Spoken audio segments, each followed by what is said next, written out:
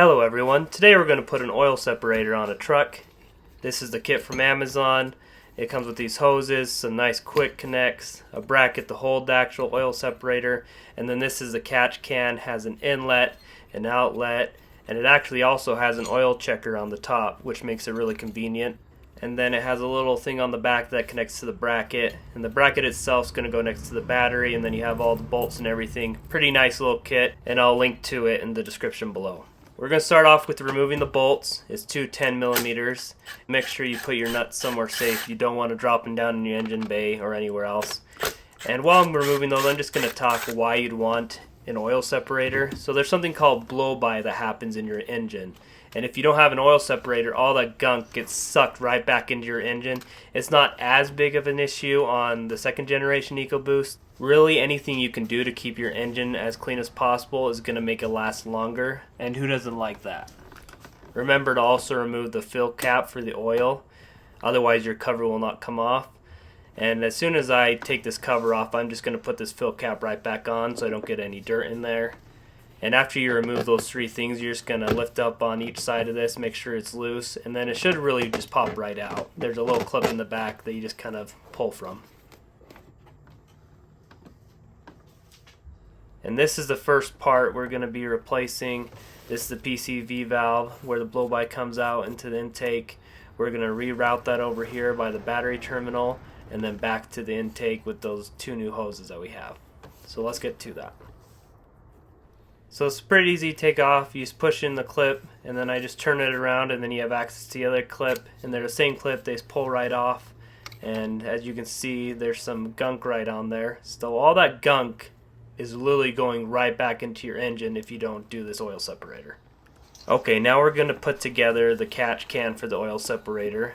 So here's the output. The one with the 45-degree elbow is going to be the output, and then the one with the 90-degree elbow is going to be the input. So the 90 degree is going to be the PCV valve, and we're going to put that on first. It's pretty easy, it just screws right in, so we'll skip to where I have it all the way in. Here it is, almost all the way in. So to tighten this up, you're just going to get it as snug as possible, and then you're going to use a crescent wrench to finish it up at the end. And the output hose is the exact same. You're just going to twist it till it's on there and then tighten it up with the crescent wrench at the end. Next we're going to install the bracket, so you're going to pull this out, and this is what holds the catch can, and it comes with these cool little clips that you just kind of slide on in there, and then it holds everything tight. And I sped up the video right here. It took me about 20 seconds to get this on. It's pretty tight in there, and it took me a while to get it on there with the limited space I had, but once it's on there it's pretty snug. Next we're going to temporarily attach the bracket on the one side so that we can drill the hole for the other bolt. And this just needs to be tight enough that you can drill a hole. Next, line up your drill bit and have at it. Now you can remove the bracket so you can install the hardware for the other bolt. Once you have the hardware for both sides installed, you can put the bracket back on and install both bolts permanently.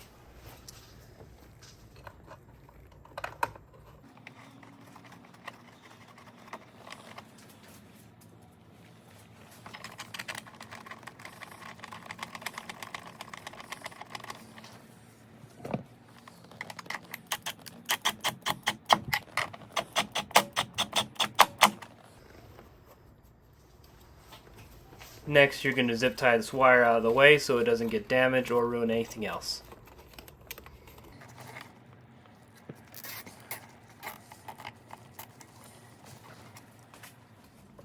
Using the included Allen wrench, you'll remove these bolts and handle from the back of the catch can next.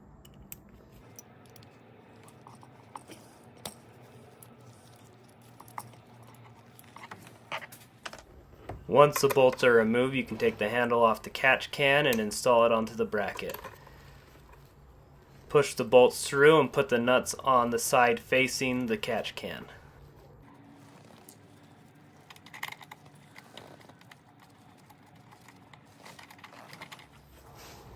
Use a 5/16 or 8mm wrench and an Allen to tighten them up. Make sure they are snug. You don't want this coming off.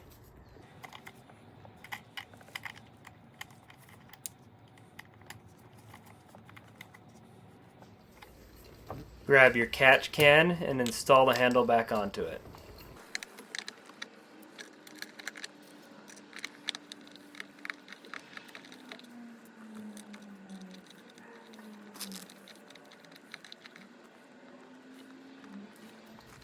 Now onto the hoses. The 90-degree hose clips onto this brown one right here, and once you get that on, you're going to clip the 45-degree one onto the other side.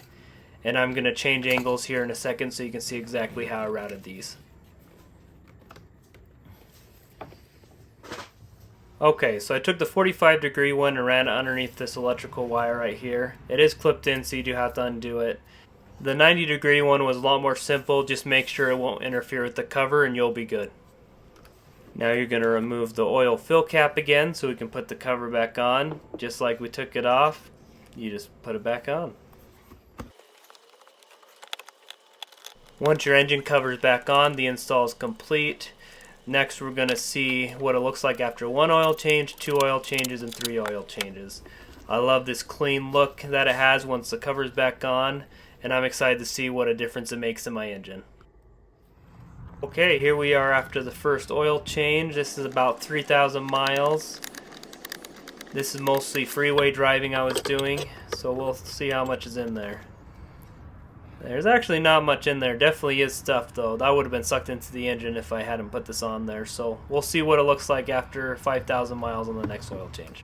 Okay, here we are after the second oil change. It's been about 5,300 miles. I did mostly towing. So let's see if there's a big difference with towing or freeway driving.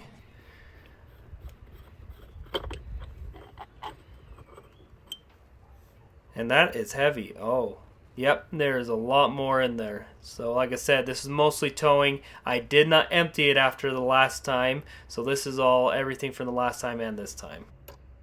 Okay, here we go. Oil change number 3. It's been about 4,800 miles.